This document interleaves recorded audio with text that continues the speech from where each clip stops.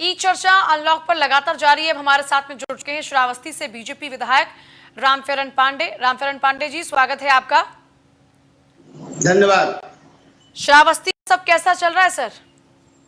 श्रावस्ती में हमारे सब ठीक चल रहा है, पूरी तरीके से कोरोना से निपटने की तैयारी है और हमारे यहाँ ज्यादा केस भी नहीं है। ये प्रभु की बड़ी असीम कृपा है, क्योंकि ये भगवान बुद्ध की तपोस्थली है। माँ जगत जननी सीता जी का दरबार है, लोग उसकी नगरी है, प्रभु की माया है। इसलिए यहाँ पर पूरे उत्तर प्रदेश से सबसे कम कोरोना के पॉजिटिव जनपद श्रावस्ती में है, जिससे निपटने के लिए हमारा शासन प्रशासन, हमारे प्रशासनिक अधिकारी और हमारे कार्यकर्ता और हमारा खास करके हमारा बीजेपी का संगठन पूरी तरीके से उससे निपटने के लिए तैयार है और हर कड़ी में निपटने के लिए हम लोग हमेशा तत्पर रहते हैं। अच्छा, ये जो आपकी अपनी कॉन्स्टिट्यूएंसी है, लॉकडाउन के दौरान में यहाँ पर क्या कुछ चुनौतियां रही आपके सामने? अरे मैम, चुनौतियां तो इतनी बड़ी थी। जब लॉकडाउन 25 मार्च को हुआ, 22 मार्च को पहले तो जनता कर्फ्यू, हमारे माननीय प्रधानमंत्री जी के आह्वान पर पूरे देश में जनता कर्फ्यू लगा। उसके बाद 25 तारीख से जब से लॉकडाउन हुआ, तब से इतनी विषम परिस्थितियां, इतनी बड़ी चुनौतियां थी। उस समय फसल भी तैयार नहीं थी। जो रोजमर्रा मजदूर थे वो भूखों मरने की स्थिति में थे। तो उसमें हम लोगों ने संगठन से मिल करके अपने जिला अध्यक्ष, अपने मंडल के अध्यक्ष और सेक्टर और बूथ अध्यक्ष से राय मशविरा करके और लोगों की पूरे विधानसभा में सूची बनवाई कि ऐसे कौन से लोग हैं जो रोजमर्रा के मजदूर थे, भूखों मरने ना पाए। तो ऐसी सूची बना करके हमारे कार्यकर्ताओं ने, बूथ अध्यक्षों ने 824 लोगों की सूचियां दिया, जिसमें मैंने अपने कार्यकर्ताओं के माध्यम से पूरा सोशल डिस्टेंसिंग का पालन करते हुए हम अपने डीसीएम से सामग्री लदवा करके, जिसमें चावल, दाल, कड़वा तेल, हल्दी, नमक, सारी सामग्री, राशन का पूरा सामान पैक करा के आपने उनको एक किट बनवा कर दी ताकि वो भूखे न सोए और सबके पेट तक अन्न का दाना पहुंचे। जी जी जी, ये मैं अपने हर कार्यकर्ताओं के माध्यम से कराया है। इसमें हमने अपने प्रधानमंत्री जी की श्रृंखला में अपने आप को संबद्ध करते हुए कि सबका साथ और सबका विकास, बिना किसी भेदभाव के, किसी जात का हो, किसी धर्म का हो, कोई व्यक्ति हमारे विधानसभा में भूखा न सोने पाए, ये हमने संकल्प लिया। और अपने पास से, ये नहीं कि हमने किसी चंदा लिया या अपने निधि से दिया, अपना पर्सनल खर्चे से हमने 14.5 लाख रुपए की सामग्री का वितरण करके और अपने जिले में अच्छा सौहार्द, अच्छा माहौल देने का काम किया है।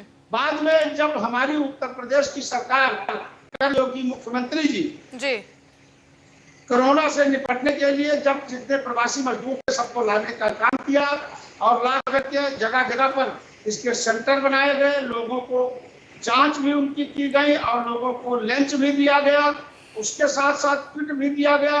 खास करके हमारे कोरोना में जगजीत इंटर कॉलेज के प्रांगण में जो ये क्वारंटाइन सेंटर बनाया गया इसका चेकअप का, उसमें सारे अधिकारी जुटते थे। हम लोगों ने बराबर बिना किसी भेदभाव के लोगों को किट देने का काम किया है और ये एक अच्छा पहल है भारतीय जनता पार्टी की प्रदेश और देश की सरकार की। उन्होंने, हमारे मुख्यमंत्री जी ने देश में तमाम ऐसे गरीब मजदूर असहाय थे जिनको ला करके, और उन्होंने एक अच्छा काम करने में सफलता हासिल किया है। और रही बात कोरोना की, तो आप लोग लाइव से जुड़े हुए हैं, आप लोग पत्रकार हैं, चैनल पे हैं, दुनिया के चौथे स्तंभ माने जाते हैं। पूरे देश में, पूरे विश्व में सबसे कम कोरोना हमारे उत्तर प्रदेश में हमारे मुख्यमंत्री जी की पहल से ये साबित हुआ है। जैसा कि पाकिस्तान में देखिए कि आबादी 20 करोड़ की है और कोरोना के पॉजिटिव 1 लाख से ऊपर निकल गए। हमारे यहाँ उत्तर प्रदेश में 23 लाख की आबादी वाले प्रदेश में हमारे सभी प्रधानमंत्री जी के नेतृत्व में और मुख्यमंत्री जी के नेतृत्व में बहुत कम कोरोना के पॉजिटिव लोग, और जिस तरीके से पॉजिटिव लोग आए उस तरीके से 50 से ज्यादा % लोग ठीक होकर के अपने घर भी चले गए हैं। बहुत बड़ी सफलता हमारे कर्मयोगी मुख्यमंत्री जी ने उत्तर प्रदेश में देके पूरे प्रदेश का माहौल अच्छा बनाने में योगदान दिया है। अच्छा, अभी क्योंकि अनलॉक 1 शुरू हो चुका है और उस अनलॉक 1 में बहुत से प्रयास योगी सरकार की ओर से किए जा रहे हैं, चाहे लोगों को स्किल्ड करने की बात हो, क्योंकि अब जितने भी प्रवासी मजदूर यहाँ पर पहुंचे हैं उनसे पूछा जा रहा है कि आपके पास में कौन सी एक्सपर्टीज है, यानी आपके पास कौन से वो गुण हैं जिनको आप और ज्यादा निखारना चाहते हैं, फिर आपकी रुचि के हिसाब से अब आपको शिक्षा दी जाएगी ताकि आपके लिए रोजगार के अवसर पैदा हो सके। उसको लेकर श्रावस्ती में क्या कुछ तैयारियां हैं और उसको लेकर किस तरह से आप लोग पूरा क्रियान्वित करेंगे सीएम योगी के इस पूरे प्रोग्राम को? प्रदेश सरकार की मंशा के अनुरूप जो हमारे प्रदेश सरकार की गाइडलाइन है उसके अनुरूप हमारे प्रशासनिक अधिकारी और हम लोग मिल करके पूरी रूपरेखा तैयार किए। हमारे मुख्यमंत्री जी पूरे प्रदेश में मनरेगा के तहत कई विभागों को लगा करके, और हम जहां तक दिख रहे हैं क्षेत्र में सोशल डिस्टेंसिंग का पालन करते हुए हम लोग क्षेत्र में चलते हैं। पूरी तरीके से जितने प्रवासी मजदूर आए हुए हैं सबको काम देने का सरकार हमारी काम किया है, और श्रावस्ती में हमारे करीब 40 से 50 हजार मजदूर काम पर लगे हुए हैं। कोई बेरोजगार नहीं है। यह मुख्यमंत्री जी की असीम अनुकंपा है, उनकी देन है कि जो हमारे यहाँ के प्रवासी मजदूर थे जो दूसरे प्रदेशों में रोटियों के लिए अपने बच्चों के लिए भटक रहे थे, हमारे यशस्वी मुख्यमंत्री जी ने उत्तर प्रदेश में प्रवासी मजदूरों को काम दे करके एक अच्छा माहौल पैदा किया है, और इससे साफ परिलक्षित होता है। क्या जैसी बात बोली जा रही है भी वाकई वैसे ही हालात हैं रामफेरन जी? क्या अभी जिस तरह का अभी बातें कही जा रही हैं, क्या जमीनी स्तर पर वाकई वैसा ही काम हो रहा है? क्योंकि आमतौर पर ये होता है कि अधिकारियों को निर्देशन मिलता है, निर्देशन को वो स्वीकारते तो हैं लेकिन उसके क्रियान्वयन को ठीक तरीके से अंजाम नहीं देते। तो आपके अपने कॉन्स्टिट्यूएंसी में सही तरीके से काम हो रहा है, ये आपने आश्वस्त किया है? क्योंकि ये जिम्मेदारी आपकी है सीएम योगी के तमाम निर्देशों के बाद। नहीं, पूरी जिम्मेदारी हमारी भी है और हमारे प्रशासनिक अधिकारियों की भी है, और आपके रिपोर्टर तो जगह जगह लगे हुए हैं। हमारी बात पे इतना यकीन न करके आप अपने रिपोर्टर से बात कीजिए कि हमारे श्रावस्ती में धरातल पर काम हो रहा है। पूरी ईमानदारी से और पूरी तन्मयता से लोग लगे हुए हैं। आपके रिपोर्टर क्षेत्रों में जाते हैं, हमें सूचना मिलती है, कई जगह से रिपोर्टें आती हैं, तो कहीं कोई कोताही नहीं हो रही है। पूरी तरीके से हमारा जनपद श्रावस्ती अमन चैन की बंसी बजाने में सफल होगा। अच्छा, कोई ऐसा तजुर्बा आपका इस पूरे लॉकडाउन के दौरान में जो आप सबके साथ साझा करना चाहें? क्योंकि इस बार जो हालात हमारे सामने थे वो बहुत अलग हटकर थे, जिसकी किसी ने उम्मीद नहीं की थी, कोई कल्पना नहीं थी। सब कुछ एकदम नया था, घरों में सबको रहना था, जो लोग बाहर थे जिनको परेशानियां हो रही थी उनके लिए आप जैसे लोग थे जिनको उनकी मदद करनी थी। कोई तजुर्बा ऐसा? तजुर्बे तो तमाम हम लोगों के यहाँ, उस तजुर्बे में जो अनुभव हम लोगों ने अपने नेता के साथ, अपने अधिकारियों के साथ शेयर किया, उस तजुर्बे पर पानी फेरते हुए चीन ने जो अस्कानी हरकत किया है, इस समय देश बचाने का मुद्दा था, और तमाम बार हमारे प्रधानमंत्री जी ने दोस्ती का हाथ बढ़ाया और चीन के साथ अच्छा सौहार्द स्थापित किया, और उन्होंने बचाने हरकत करके धोखाधड़ी के साथ जो हमारे जवान शहीद हुए हैं, जिन माताओं की गोद खाली हुई है, जिन बहनों का सिंदूर उजाड़ा गया है, जिन बच्चों को, मासूम बच्चे जो अपने पिता को देख नहीं सके हैं, ऐसे मासूम बच्चे कि जिनकी पैदाइश 15-20 दिन पहले हुई थी, वो हमारे नौजवान सोच रहे थे कि मैं छुट्टी जाकर के अपनी लाडली बेटी, अपने लाडले बेटे को देखूंगा, उस सपने को वो साकार नहीं कर सके हैं। मैं अपने शहीद जवानों के प्रति अपनी श्रद्धा सुमन अर्पित करता हूं, और इसका बदला चीन से चुकाना पड़ेगा किसी भी तरीके से। हमारा पूरा देश, इसमें ना कोई जात है, ना कोई धर्म है, ना कोई राजनीति है। जी, संपर्क हमारे प्रधानमंत्री जी के साथ खड़े हैं, और जरूरत अगर पड़ी तो हमारा सारा कार्यकर्ता सीमा पर जा करके सैनिक के रूप में काम करके मुंह तोड़ जवाब चीन का देके भारत का मस्तक ऊंचा करने का काम करेगा। ठीक है, वो तो अच्छी बात है। देखिए, यही जज्बा है जो हमें बाकी के और मुल्कों से अलग करता है। और वैसे भी कहा जाता है कि कभी भी युद्ध हथियार से नहीं लड़े जाते, हौसलों से लड़े जाते हैं, और हौसलों के मामले में भारतीय सेना को कोई मात दे ही नहीं सकता, और इसमें कोई दो मत है ही नहीं। लेकिन रामफेरन जी, मेरा सवाल था, कोई ऐसा तजुर्बा, जैसे बहुत से लोग जब इस पूरे कोरोना काल में काम कर रहे थे तो बहुत सी तस्वीर सामने आई जो बहुत ज्यादा दिल को झकझोर देने वाली थी। ऐसा कोई वाकया जो आप साझा करना चाहें हमारे साथ में? देखिए, आज के तारीख में जो हमारा तजुर्बा है हमारे प्रधानमंत्री जी ने पहले ही कह दिया है कि अब कोरोना के बीच में हम लोगों को अपनी जिंदगी गुजारनी पड़ेगी। सोशल डिस्टेंसिंग का पालन करें, सैनिटाइजर का पालन करें, मास्क लगाएं, छुआछूत की महामारी से बचे। और जिस तरीके से हमारे हिंदुस्तान में विश्व में सबसे कम कोरोना के लोग हुए हैं, तो ये हमारे प्रधानमंत्री जी की देन है। इस पे मैं अपने आप को संबद्ध करते हुए अपने जनता से बार बार अपील करता हूं कि आप लोग कहीं भीड़ में न जाएं, सामाजिक कार्यक्रम न करें। जो भी कार्यक्रम करने हैं, चाहे पार्टी के चाहे शासन के, टोटल उसको टीवी के माध्यम से, अपने मोबाइल के माध्यम से, जूम करके और ऑनलाइन के माध्यम से हम लोग जितने परहेज कर ले जाएंगे उतना हमको सफलता मिलेगी। क्योंकि इसकी किट जहां तक मेरी जानकारी में है लगभग बन चुकी है, तैयार हो चुकी है, और हमारे प्रधानमंत्री जी उसमें साझा करके और पूरे देशवासियों को खुशहाल देखने का काम कर रहे हैं। मैं अपने आप को संबद्ध करते हुए अपने जनता से अपना अभिवादन सबको देना चाहता हूं कि सारे लोग, चाहे वो मजदूर हो, चाहे व्यवसायी हो, चाहे राजनीतिक लोग, पूरी तरीके से सोशल डिस्टेंसिंग का पालन करें, साफ सफाई पर विशेष ध्यान रखें। इससे कोरोना से हमें मुक्ति मिलेगी।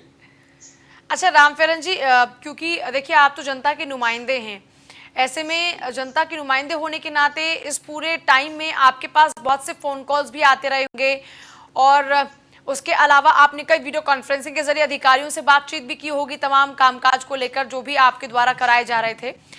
इससे मेरा जो सवाल से जो मेरा संबंध है वो ये कि अब हम एक वर्चुअल वर्ल्ड में एंटर कर चुके हैं, मतलब अब हम इंटरनेट पे बहुत डिपेंडेंट हैं। ये जो बदलता वक्त है, इस बदलते वक्त को कैसे देखते हैं आप? इस बदलते वक्त को समय के अनुसार सबको देखना पड़ेगा। मनुष्य परिस्थितियों का दास होता है। जिस तरीके की परिस्थिति आती है, जिस तरीके के हालात आते हैं, उसमें हम लोग अपने आप को साझा जी, जो भी शासन की हमारे प्रधानमंत्री जी की गाइडलाइन है उस पर पूरी तरीके से उसका अच्छा सा पालन कर ले, ये सबसे बड़ी हमारी उपलब्धि होगी। अच्छा, आपने इस दौरान में क्या कुछ सीखा?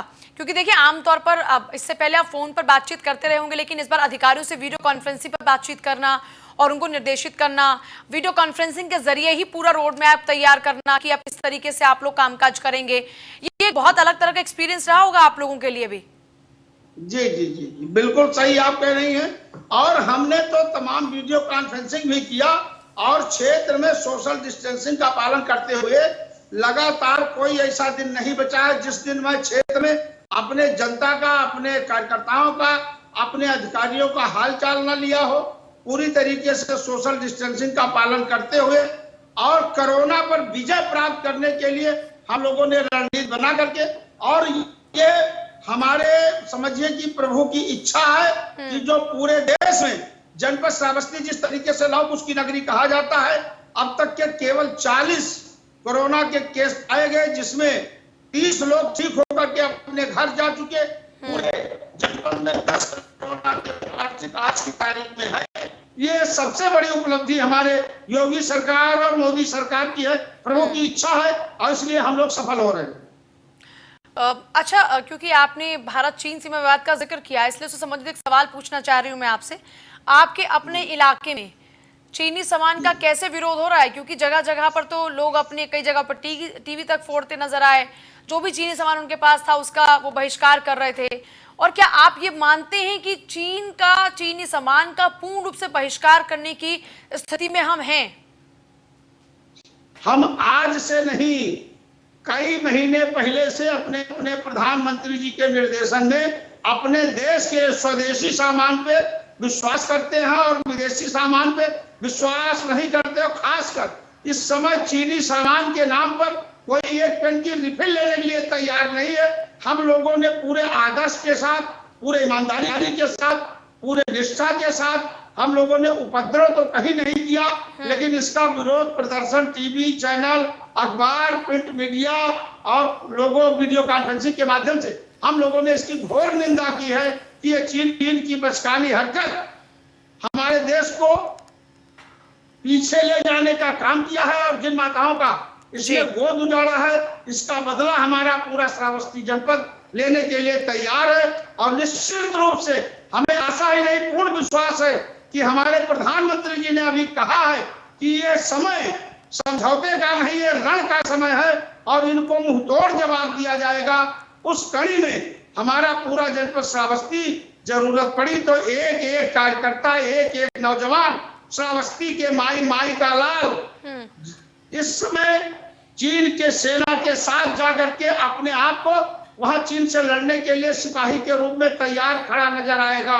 जैसे हमारे प्रधानमंत्री जी का निर्देश होगा, हमारा पूरा श्रावस्ती कूच करके और पहुंचेगा चीन के बॉर्डर पर और उनको मुंहतोड़ जवाब देने का, और शहीद जवानों की सच्ची श्रद्धांजलि जब होगी, जब उनको मुंह की माटी खिला करके और उनको परास्त करके और उनको मुंहतोड़ जवाब दे देंगे, तब उन 20 नौजवानों की सच्ची श्रद्धांजलि हमारे देश में मानी जाएगी, और मैं मानता हूँ। अच्छा, ये जो अनलॉक 1 शुरू हुआ, क्या ये सही समय था अनलॉक करने का देश को, आप ये मानते हैं? नहीं, बिल्कुल सही समय था। हमारे प्रधानमंत्री जी ने अगर ये पहल ना किया होता, आप लोग जानते हैं कि देखिए अमेरिका कितना सशक्त देश है, कितना वैज्ञानिक देश है, कितना धनाढ्य देश है, उसके बाद में इतने कोरोना के पॉजिटिव हुए कि हमारे प्रधानमंत्री जी को यहाँ से दवा और किट सहयोग के रूप में भेजना पड़ा। तो अगर अमेरिका जैसे देश में इतने हो सकते हैं तो ये हमारे प्रधानमंत्री जी की देन है, उनकी पहल है कि जो समय पर पहले लॉकडाउन किया, फिर जो लॉकडाउन 1 किया, ये सही समय पर उन्होंने वार करके और कोरोना पर विजय प्राप्त करने का काम किया है, इसमें कोई दो राय नहीं।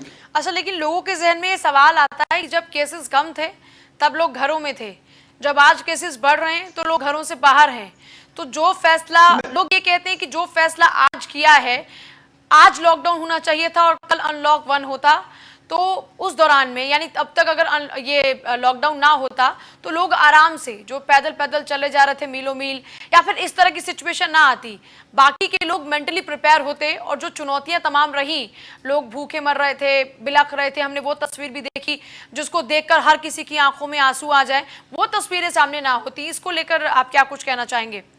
नहीं, देखिए जब कब कोरोना था तो उन्होंने जो लॉकडाउन किया, सही समय पर उन्होंने लॉकडाउन किया, लेकिन जो प्रवासी मजदूर थे उनके दिमाग में बात आई कि पता नहीं साल 2 साल रहे, तो वो लोग वहां से लॉकडाउन को अपने परिवार, अपने भाई, अपने बहन के लिए वो लोग वहां से चल दिए। उस पर पहल करके हमारी सरकार ने और पूरी तरीके से लोगों को घर तक पहुंचाने का काम किया है। अब कोई नहीं मान रहा है, अपने हिसाब से चुपके से निकल रहा है, तो इतना तंत्र तो नहीं है। हमारी सरकार ने जहाज की व्यवस्था किया, ट्रेन की व्यवस्था किया, बस की व्यवस्था किया, और यहाँ तक कह दिया, मुख्यमंत्री जी ने निर्देश कर दिया कि कोई प्रवासी मजदूर ट्रक पे नहीं जाएगा, डीसीएम पर नहीं जाएगा, अगर कोई आता है तो उनको उनके घर छोड़ने के बाद उस गाड़ी को सीज किया जाए। बड़ी कड़ाई से पालन करने का काम किया है। लेकिन जो कोरोना अब बढ़ा है, जितने प्रवासी मजदूर थे जहां से कोरोना की उत्पत्ति हुई थी, वहां के लोग जब आए तो कोरोना पॉजिटिव यहाँ पे लोग उत्तर प्रदेश में भी संख्या थोड़ी सी ज्यादा हो गई। अब स्थिति ये है कि अगर पूरे तरीके से प्रवासी मजदूर ही नहीं है, तमाम बिजनेस है, रोजगार वाले लोग हैं, अधिकारी हैं, विकास कार्य हैं, सभी पूरे देशवासियों के हित को ध्यान में रखते हुए ये हमारे प्रधानमंत्री जी ने जो लॉकडाउन 1 का काम किया है कि इसमें 33% फैक्ट्रियों में लोग काम करेंगे, सैनिटाइजर होगा, तापमान उनका नापा जाएगा, कितना सेंटीमीटर है, कितना डिग्री है, और इस तरीके से थोड़ा थोड़ा रोजगार नहीं चलेगा तो देश की आर्थिक व्यवस्था चरमरा जाएगी। इसलिए पूरी तरीके से पूरे देश के हित को ध्यान में रखते हुए हमारे प्रधानमंत्री जी ने और मुख्यमंत्री जी ने जो लॉकडाउन 1 किया है, सही समय पर सही निर्णय लेकर के, और उन्होंने सोचा कि हमारा जब इस महामारी से जनता बच करके और खुशहाल रहेगी तभी राजा का धर्म तो इस पूरे दौरान में अब तक दिया है। लॉकडाउन से लेकर अब तक लोगों का सरकार पर भरोसा बढ़ा है या फिर कम हुआ है? सरकार पे भरोसा पूरी तरीके से बढ़ा हुआ है। जनता में इसका एक अच्छा संदेश गया है। अगर कोई विरोध करता है जिसके पास कोई मुद्दा नहीं है तो अच्छों को बुरा साबित करना दुनिया की पुरानी आदत है। ये एक पंक्ति मैंने पढ़ा था, जिस तरीके से जमीन पे आप अपने रिपोर्टर के माध्यम से आप मालूम कराइए कि अगर 99% जनता हमारे सरकार के साथ खड़ी है, पूरा भरोसा जगह है, ऐसे लोग जो जिनके पास कोई मुद्दा नहीं उनको प्रेस में बना रहना चाहिए, टीवी पर बना रहना चाहिए, उनका सुर्खियों में चेहरा आना चाहिए। वो लोग विरोध करते हैं, इसका हमारे पास कोई उत्तर नहीं है, ना कोई इसका जवाब है। अच्छा, आप अपना किस तरह से वक्त गुजार रहे थे पूरे लॉकडाउन के दौरान में परिवार के साथ भी? क्योंकि जाहिर सी बात है आपको रहने में डर लग रहा होगा क्योंकि आप बाहर लोगों से मिल रहे थे। हुआ होगा आपके साथ भी ऐसा? क्योंकि बहुत से लोगों के साथ में ऐसा हुआ जो लोग बाहर घूम रहे थे। देखिए, अपने आप को डर तो सबको लगता है इस कोरोना से कि किसके है किसके नहीं है, किसी ने देखा नहीं है। लेकिन सारी चीज को देखते हुए, नजरअंदाज करते हुए हम लोगों ने अपने आप को सुरक्षित करते हुए और जनता को सुरक्षित देखने का काम, उनके भूखे न रहे उसके लिए हम लोगों ने अपने परिवार में भी रहे, सोशल डिस्टेंसिंग का पालन किए, घर से कम निकले हैं, लेकिन दिन में 2 घंटा 4 घंटे के लिए पूरे क्षेत्र की जनता का हाल चाल लेने के लिए, जहां पे हमारे यहाँ टेलीफोन के टावर नहीं है, नेटवर्क नहीं है, उस क्षेत्र में हम व्यक्तिगत रूप से जाकर के और उनका हाल चाल लेकर के उनको खुशहाली कि भूखों न मरे हमारा कोई कार्यकर्ता, कोई मजदूर, कोई व्यवसायी, कोई व्यापारी, ऐसा ना हो कि किसी के बच्चे राशन के अभाव में शाम को भूखे सो जाए। ऐसा मेरे जनपद श्रावस्ती में नहीं हुआ है। हम लोगों ने खतरा से खेल करके हमारा पूरा जिला संगठन, हमारे जिला अध्यक्ष जी, हम लोगों ने सब भाजपा के सभी संगठन के कार्यकर्ताओं ने, हमारे जितने इष्ट मित्र सहयोगी हैं जो मेरे दल से ही जुड़े हैं, व्यक्तिगत मेरे से जुड़े हैं, उन लोगों ने भी अपूर्णीय सहयोग दे करके और पूरी तरीके से सरकार की मंशा के अनुरूप काम करने में हमको सफलता दिलाया है। अच्छा, जनता को बहुत बहुत धन्यवाद देना चाहता हूं। रामफेरन जी, मेरा एक सवाल है आपसे, क्योंकि आजकल वर्चुअल रैली का दौर शुरू हुआ है। बीजेपी की ओर से कई वर्चुअल रैली की गई, अन्य राज्यों में भी, हर राज्यों में लगभग ये वर्चुअल रैली की गई। मेरा उससे संबंधित आपसे एक सवाल है कि क्या अब आने वाले दिनों में, क्योंकि उत्तर प्रदेश में विधानसभा चुनाव होगा 2022 में, क्या ये मानकर चलें कि ये जो एक नई शुरुआत हुई है इसके और बहुत से रूप देखने को मिलेंगे आगे आने वाले दिनों में? बहुत से रूप तो आपको देखने ही मिलेंगे। दरअसल में जो वर्चुअल रैली हो रही है, क्योंकि हमारे पंचायत चुनाव भी सन्निकट आ गए हैं, जो हमारे प्रधानमंत्री जी की और मुख्यमंत्री जी की मंशा है वो पूरी तरीके से है कि हम कोरोना से भी बचें और समय से यदि हमें अच्छा लगा तो हम चुनाव भी करा लें। ये हमारे शासन की जो भी गाइडलाइन होगी वो हित में अच्छी ही होगी, अच्छे विचार होंगे। वहां पर तो एक से एक अच्छे से अच्छे वैज्ञानिक और दिमाग वाले बुद्धिजीवी लोग बैठे हुए हैं। उस कड़ी में जो भी हमें ये पूरा विश्वास है कि जो हमारा नेतृत्व काम करेगा, जो भी पालन हमें उसका पालन करना है और पूरी ईमानदारी के साथ देश हित में हमारा नेतृत्व उसको काम करेगा, इसमें कोई दो राय नहीं। अब क्योंकि सामाजिक रैली हो नहीं सकती है तो वर्चुअल रैली होगी, वर्चुअल मीटिंग होगी, वर्चुअल कॉन्फ्रेंसिंग होगी। इस तरीके से हम लोग जनता तक अपने आप को संबद्ध करने में सफलता प्राप्त किया है। अपने प्रधानमंत्री जी के नेतृत्व में हमारे प्रधानमंत्री जी और मुख्यमंत्री जी वर्चुअल रैली के माध्यम से हर कार्यकर्ताओं के दिल को चूमने का काम करके उनके दुख सुख में अपने आप को शिरकत करके उनका हाल चाल जानने में सफलता प्राप्त किया है। वो बहुत ही धन्यवाद की प्राप्ति। बहुत शुक्रिया आपका रामफेरन जी बातचीत के लिए। देखिए, रामफेरन जी इस बात को स्वीकार कर रहे हैं कि अब आने वाले दिनों में वर्चुअल वर्ल्ड में जब हम प्रवेश कर चुके हैं तो बहुत सारी चीजें वर्चुअली होंगी और उसी के जरिए ही लोगों से संपर्क भी साधा जाएगा और हो सकता है कि आने वाले चुनाव में भी इस वर्चुअल वर्ल्ड की बहुत सी झलक दिखे। रुक रहे बहुत ही छोटे से ब्रेक के लिए।